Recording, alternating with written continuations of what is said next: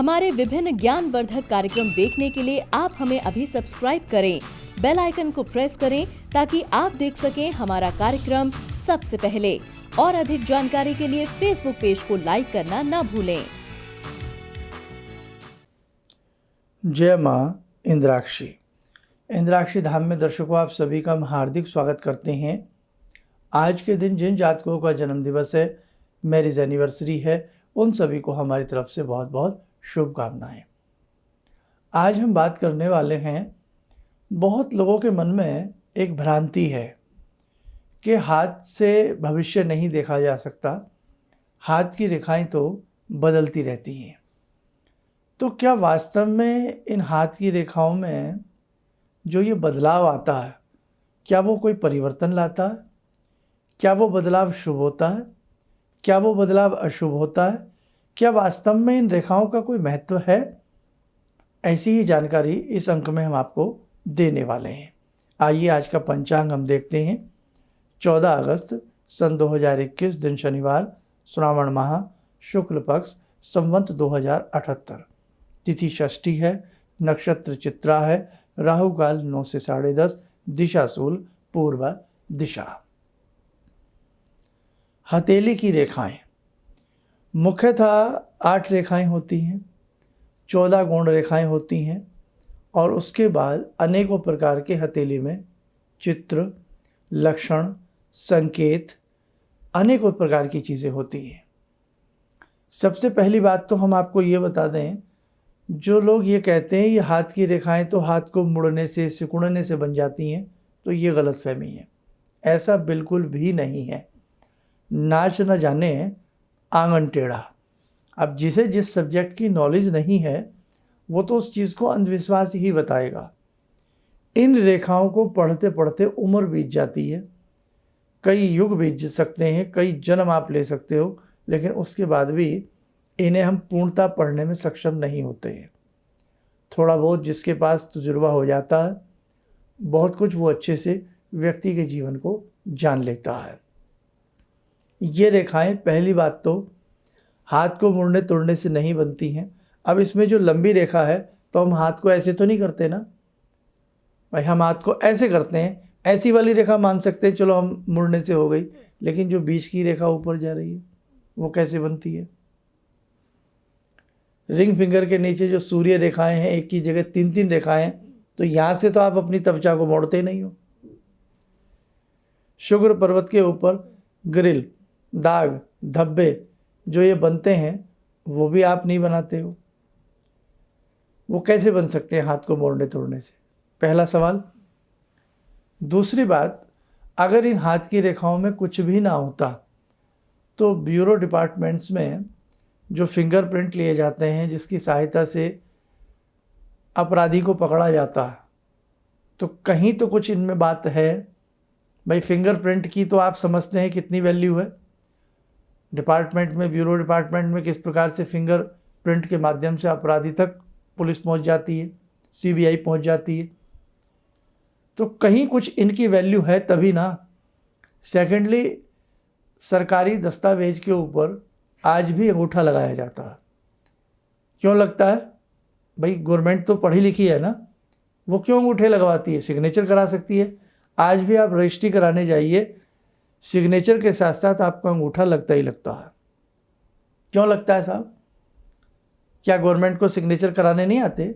आते हैं, सब कुछ आता है, लेकिन ये डेल्टाज हैं अंगूठे के, इनके माध्यम से आदमी जिसका ये अंगूठा है हमेशा उसी का रहता है, ताकि उसमें कोई रद्दो बदल ना आ सके।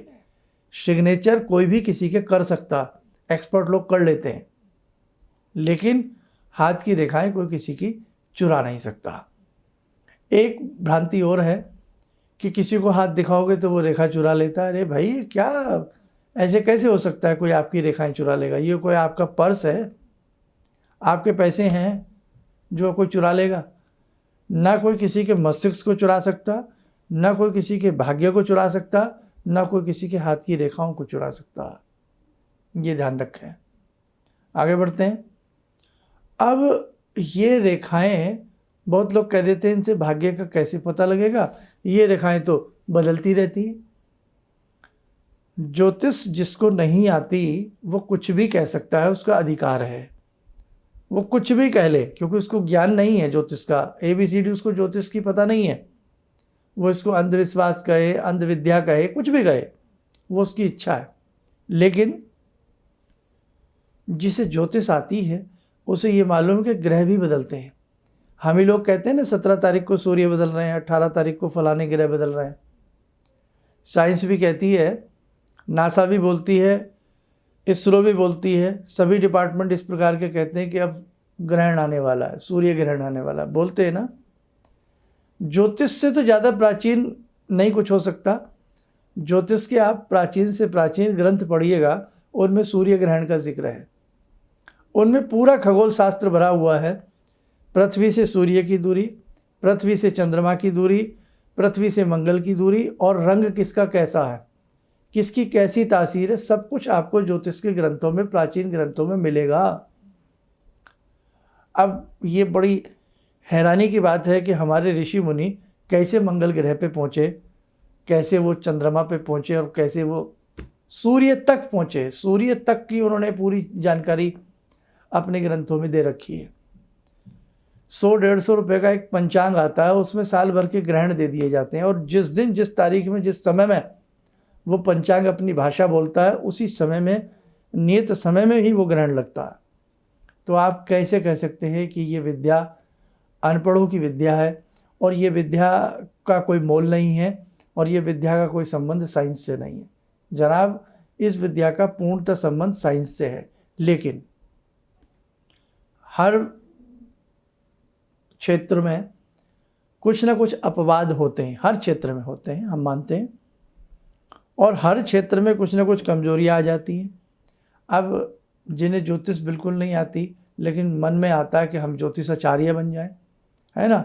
अब भाई खाली माला पहनने से और मस्तक पे त्रिपुंड लगाने से तो ज्योतिष आती नहीं है। इसके लिए तो अध्ययन करना पड़ता है, अनुभव चाहिए। खाली बड़े बड़े बोर्ड लटका लीजिए हम ज्योतिष सम्राट हैं, तो उससे तो बात बनती नहीं, उससे बात नहीं बनती। ये बहुत रिसर्च का सब्जेक्ट है, बहुत अध्ययन मंथन का क्षेत्र है। ये इतना आसान नहीं है। और जो इस क्षेत्र में जितना गहरा तैराक होता है, जितना गहरा डूबता है, वही इस क्षेत्र को जान सकता है और समझ सकता है। अदरवाइज बातें मिलाने को कोई भी कुछ कह सकता है, किसी की जिह्वा को पकड़ा नहीं जा सकता। अब दूसरी बात, एक चीज़ और सुने, ग्रह बदलते हैं। आपने देखा चंद्रमा भी बदलता है हर 2 दिन में, बाकी समस्त ग्रह 9 के 9 ग्रह अपनी अपनी राशि परिवर्तन करते हैं, गोचर स्थिति में ग्रह बदलते हैं। वैसे ही हाथ की रेखाएं भी बदलती हैं, और जब ये हाथ की रेखाएं बदलती हैं, जीवन में शुभ अशुभ घटनाएं घटती हैं। वो पहचानने की बात है कि सूर्य चेंज हो रहे हैं तो किसके लिए अच्छे हैं, किसके लिए शुभ हैं, किसके लिए नहीं। ऐसे ही आप अपनी हाथ को ध्यान से देखना, बचपन से लेकर के उम्र के लास्ट क्षण तक आपको बदलाव दिखेगा।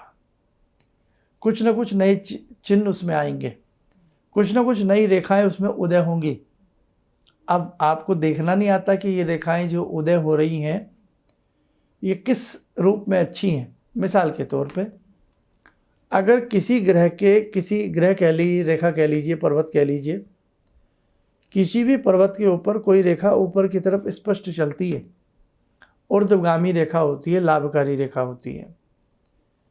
किसी रेखा में से कुछ रेखाएं ऊपर की तरफ चलती हैं, रूट्स की तरह निकल करके लाभकारी होती हैं, लेकिन कुछ रेखाएं आड़ी तिरछी होकर के उस रेखा को काटती हैं, तो रेखाएं तो बन रही हैं लेकिन वो अशुभ है। ये शुक्र क्षेत्र है। शुक्र क्षेत्र पे आड़ी तिरछी रेखाओं का जमावड़ा होना आपने देखा, पहले नहीं था, अब मेरे हाथ में कुछ आड़ी तिरछी रेखाओं ने जन्म ले लिया है। वो ग्रिल बन गई है, जाली बन गई है। अनेकों प्रकार के मानसिक दबाव, मानसिक रोग या इंटरनल बीमारियां आपको वो रेखाएं दे सकती हैं। हमारे शरीर में सबके रंग ब्लड का लाल ही होता है, किसी का पीला नहीं होता, लेकिन वो ब्लड जब टेस्टिंग मशीन में जाता है तो अपने आप बीमारियां उसमें पता लग जाती हैं कि ब्लड सबका लाल है। इसीलिए सबके ब्लड की जो शीशी होती है सबके उस पर नाम, नंबर, अंक अपने हिसाब से मेडिकल डिपार्टमेंट चिपका देता है कि भाई किसी के साथ मर्ज ना हो जाए। पता लगेगा कि पता ही नहीं कि किसका ब्लड है, क्योंकि सबका लाल है। लेकिन सबके ब्लड में अंदर किसी के शुगर है, किसी के कुछ निकलता है, किसी के कुछ निकलता है। उसी में एक महाघातक बीमारी भी होती है, ब्लड कैंसर जिसे हम कहते हैं। ब्लड सबका एक सा है। तो ऐसे ही ये रेखाएं देखने में सबकी एक सी लगती हैं, लेकिन सबके साथ घटनाएं एक सी नहीं घट सकती। यहाँ आके कई बार जन्म पत्रिका और हाथ में थोड़ा सा मतभेद हो जाता है। कैसे? एक घर में जुड़वा बच्चे पैदा हुए, देखो कितनी आपको मैं बात अच्छी समझा रहा हूँ। एक घर में 2 जुड़वा बच्चे पैदा हुए, कितना फ़र्क होगा जुड़वा बच्चा पैदा होने में? 1 मिनट का, 1.5 मिनट का। क्रय झुके तू हैं। कुंडली हम भी बनाते हैं कई बार ऐसे बच्चों की, सेम कुंडली बनती है, कोई फ़र्क नहीं होता रत्ती भर भी। 1 मिनट में ऐसा कोई बहुत बड़ा बदलाव नहीं आता है जब लगन उस मिनट में चेंज हो रहा हो। लेकिन लगन चेंज नहीं हो रहा तो कोई बदलाव नहीं आएगा। सेम कुंडली बनेगी, सेम उसके ग्रह चलेंगे, सेम महादशा अंतरदशा सब कुछ सेम रहेगा, लेकिन भाग्य सेम नहीं है। 2 भाई में एक चोर, एक सिपाही, एक कलेक्टर और एक किसान, एक किसान और एक जवान। भाई जरूरी नहीं है कोई कुछ करे कोई कुछ करे। 2 भाई होते हैं, एक भाई खेती करता है, एक भाई सेना में चले जाते हैं। तो कह नहीं सकते कि जुड़वा बच्चों का भी भाग्य एक सा हो। मेरा भाव ये है। अब वहाँ हाथ की रेखाएं बड़ा ही सटीक परिणाम देती है। वहाँ हाथ की रेखाओं से ही पता लगेगा कि भाई दोनों की कुंडली तो एक है। क्या बताएंगे उसमें? दोनों की कुंडली तो सेम है। वही उसका सूर्य है, वही उसका सूर्य है, वही उसका लगन है, वही उसका लगन है, वही उसकी राशि है, वही उसकी राशि है। क्या अंतर करेंगे हम? वहाँ हाथ की रेखाओं को टटोला जाता है। निश्चित हाथ की रेखाएं सबकी अलग होती हैं। संसार में एक भी व्यक्ति ऐसा नहीं है कि पता लगे कि इसकी रेखाएं एक सी हैं। सबके फिंगरप्रिंट, सबके अंगूठे के डेल्टाज डिफरेंट होते हैं। क्यों का जवाब है किसी के पास? मेरे पास भी नहीं है, लेकिन दे देता हूँ हल्का फुल्का जो मेरी बुद्धि काम करती है। सबके फिंगरप्रिंट अलग, अंगूठों के डेल्टाज अलग। वाह? ये रेखाएं कुदरत ने बनाई हैं, ये रेखाएं भगवान ने बनाई हैं। और भगवान की बनाई किसी भी कलाकृति को, किसी भी आकृति को, और भगवान की बनाई हुई किसी भी चीज़ को संसार की कोई ताकत चैलेंज नहीं कर सकती। मुझे तो इतना ही पता लगा अब तक जो मैंने अध्ययन किया है 50 सालों में। अब कुंडली हम बनाते हैं तो भाई हमारी या कंप्यूटर महाराज जी जो कुंडली बना रहे हैं, प्रिंट आउट दे रहे हैं, कंप्यूटर में और भगवान में बहुत फ़र्क है। इंसान में और भगवान में बहुत फ़र्क है। इसलिए आप ध्यान रखना, हमारे धर्म को न जाने कितनी चीज़ों में तोड़ा मरोड़ा गया है। और दोनों ही बातें हैं। कई बार आपके सवाल आते हैं, शर्मा जी हमें बहुत महंगे महंगे नग हमने पहने, हमारा काम नहीं बना। बहुत महंगे महंगे हमने जल पल में पता नहीं क्या क्या डाल दिया, हमारा काम नहीं बना। तो देखो भाई, यहाँ तो मैं कुछ नहीं किसी को कह सकता। इतना ही कह सकता हूँ कि किसी मर्मज्ञ से मिलें, किसी अच्छे ज्योतिष से मिलें, वास्तव में जिसकी अच्छी प्रैक्टिस हो, अच्छा उसने सीखा हो, अध्ययन किया हो, वही वाली बात है। अब ऐसा नहीं है ब्राह्मण बदनाम हो जाता। ज्योतिष के क्षेत्र में आप ये मत समझिए कि केवल ब्राह्मण ही ज्योतिष को कर रहे हैं। हर कास्ट आज ज्योतिष से जुड़ी हुई है। आपके शहर में भी यदि एस्ट्रोलॉजर हैं तो वो ज़रूरी नहीं सभी ब्राह्मण हों। मैं यहाँ कोई किसी का पक्ष नहीं ले रहा हूँ, लेकिन मैं एक बात बता रहा हूँ। भाई कई बार कह देते ना पंडित जी ने हमें ऐसा कर दिया, तो आप ध्यान से देखिएगा, आप जिनके पास भी जा रहे हैं वो कौन है। मैं ये नहीं कहना चाह रहा कि मत जाइए, आप सबसे मिलिए, लेकिन इस विद्या में हर कास्ट के लोग आज जुड़ गए हैं ना, ये आपको मानना पड़ेगा। और दूसरी बात क्या है कि समझ में नहीं आता कि हम कहाँ जाएं, किससे मिलें, ये है ऐसी बात। तो ये आपका अपना तर्क है, अपनी सोच है कि जहाँ भी आप मिलें, जिससे भी मिलें, ये विद्या कोई भी सीख सकता है। हम खुद संडे की क्लास लेते हैं और ऐसा नहीं है कि ब्राह्मण के बच्चे ही इस विद्या को सीखें। ये स्वतंत्र विद्या है, ब्राह्मण, क्षत्रिय, वैश्य कोई भी इस विद्या को सीखे ऐसा नहीं है। सबके लिए ये विद्या हमारे ऋषियों ने बनाई है। लेकिन उस विद्या को सीखने पर आपको अनुभव कितना है, आपका अध्ययन कितना है, और अध्ययन के आधार पर ही एक डॉक्टर बहुत अच्छा इलाज कर सकता है। तो भाई ये आपको देखना है कि आप जहाँ भी मिलें, किसी विद्वान से मिलें, किसी मर्मज्ञ से मिलें, और यदि जन्म पत्रिका नहीं है तो हाथ की रेखाएं, जिनकी मैं आज बात कर रहा हूँ, हाथ की रेखाएं दिखाइए, आपकी समस्या का सोल्यूशन आपको मिलेगा। और ज़्यादातर उपाय में आप मंत्र साधना की तरफ ज़्यादा बढ़िए। आप ये मत समझिए मैं तो मंत्र पढ़ता नहीं हूँ या मेरा मंत्रों से कोई लेना देना नहीं है। सबसे सुंदर, सबसे टिकाऊ, सबसे आसान और सबसे शानदार उपाय में जो तरीका है वो मंत्रों को पढ़ने का है। आप कितने लाखों रुपए के नग पहन लीजिए, नग इतना अच्छा काम नहीं करेगा जितना आपकी मंत्र साधना काम करेगी। बाकी तो मैं अपने हर एपिसोड में बता ही देता हूँ। तो जब भी आपके हाथ की रेखाएं बदलती हैं तो ये समझ लेना कि परिवर्तन होगा, चाहे शुभ हो या अशुभ हो। अब वो शुभ है या अशुभ है उसकी पहचान कैसे होगी, देखो उसके लिए माफ़ी चाहूँगा। वो पहचान आपको नहीं आ सकती। वो पहचान उसी को पता होती है जो हाथ देखना जानता है, जिसे हम सामुद्रिक शास्त्री कहते हैं या जिसे हम पामिस्ट कहते हैं। बस ये आप ध्यान रखिएगा। और बाकी बस आज मुझे इतना ही कहना था कि हाथ की रेखाएं बदलती हैं तो उनका परिणाम ज़रूर आता है। ये कोई अंधविश्वास नहीं है, ये भारतीय सनातन विद्या का एक अंग है, ज्योतिष शास्त्र और सामुद्रिक शास्त्र। आप कुंडली पढ़ना जल्द सीख सकते हो, कुंडली बनाना जल्द सीख सकते हो, कुंडली देखना जल्द सीख सकते हो, लेकिन ये हाथ की रेखाएं, इनमें बहुत समय लगता है। इस अध्ययन करने के लिए, इन्हें सीखने के लिए बहुत लंबा समय चाहिए, एक लंबा अनुभव चाहिए। जैसे संगीत के क्षेत्र में, इंस्ट्रूमेंट के क्षेत्र में आपके बहुत सारे वाद्य यंत्र हैं, लेकिन जिस वाद्य यंत्र में तबला है, तबला बड़ा हार्ड है, लंबा इसका कोर्स होता है, 4-6 साल से कम में ये बात नहीं बनती। वैसे तो कोई भी इंस्ट्रूमेंट हो, बहुत अच्छे से लय ताल अगर उस पर करनी हो समय लगता है, लेकिन कुछ इंस्ट्रूमेंट जल्दी आ जाते हैं हाथ पे, लेकिन तबला जैसा जो इंस्ट्रूमेंट है इसमें समय लगता है। ये संगीत वाले लोग समझ सकते हैं इस बात को।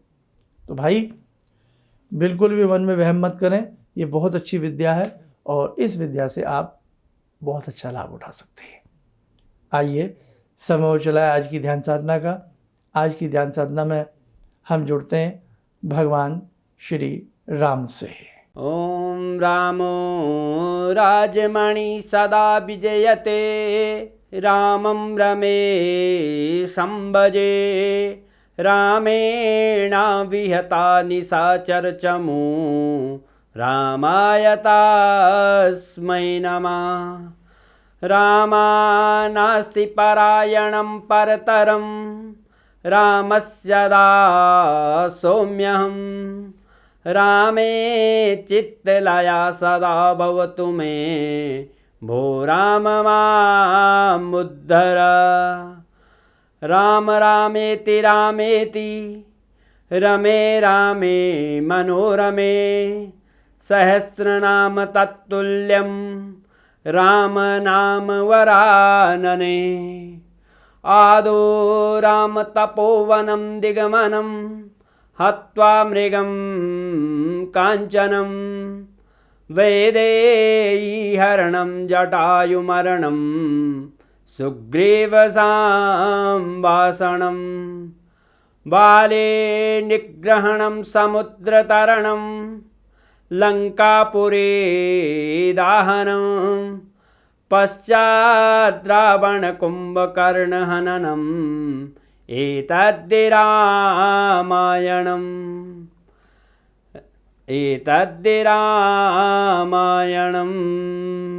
कवच बना लें, ध्यान रखें, भगवान श्री राम जी का शुभ आशीष हम सबके ऊपर बरस रहा है।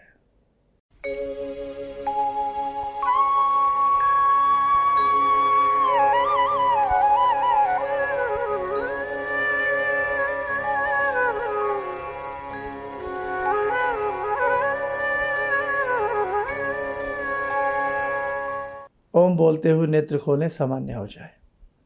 हमारे संस्थान में जिन जिन साधकों की जन्म पत्रिकाएँ बनने के लिए आई हुई हैं, पुराने लोगों की सबकी भेज चुके हैं। वैदिक जन्म पत्रिका हमारे संस्थान में बनती है।